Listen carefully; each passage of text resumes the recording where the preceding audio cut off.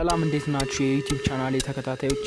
ዛሬ በጣም አጠር ባለች ቪዲዮ ነው የመጣሁት። በዛሬው ቪዲዮ እንዴት ካፕከትን በመጠቀም ከሰዎች ወይም ከኦብጀክቶች ጀርባ ቴክስቶችን እንጽፋለን የሚለውን ይዤላችሁ መጥቻለሁ። እስከ መጨረሻው ድረስ አብራችሁን ቆዩ። ቪዲዮን ላይክ በማድረግ ብትጀምሩ ለኔ በጣም ይጠቅመኛል። አብራችሁን ቆዩ።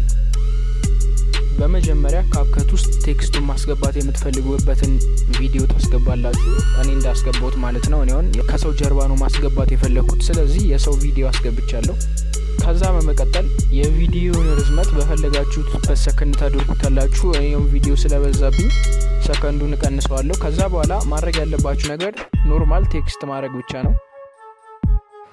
ቴክስቱን አድርገን ከጨረስን በኋላ ሰው ያለበትን ቪዲዮ ወይም መጀመሪያ ላይ ኢምፖርት ያደረግነው ቪዲዮ ዱፕሊኬት እናደርገዋለን።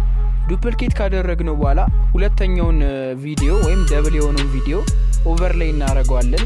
ኦቨርሌይ በተኑን ተጭነን ከዛ በኋላ ኦቨርሌይ ከተጫነን በኋላ ባክግራውንድ ሪሙቨር ውስጥ ገብተን ባክግራውንድ ሪሙቭ እናደርገዋለን ማለት ነው።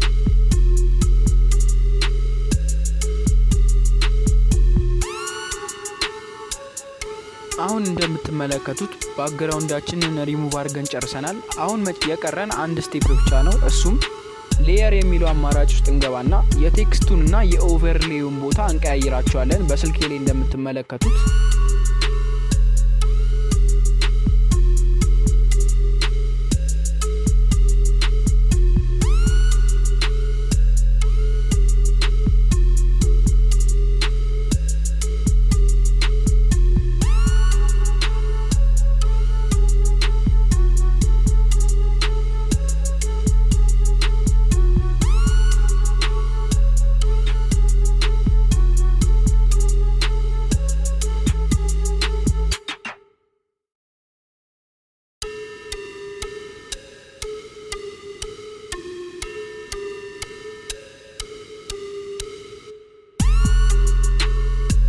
አሁን እንደምትመለከቱት በመጨረሻም የምንፈልገውን ሰርተን ጨርሰናል። ስለዚህ እኔ አሁን ለምሳሌ ቴክስቱን እቀይረዋለሁ። እናንተም እንደፈለጋችሁት ቴክስቱን እየቀየራችሁ መጠቀም ትችላላችሁ። ለዛሬ ይዤላችሁ የመጣሁት ቪዲዮ ይህን ይመስል ነበረ።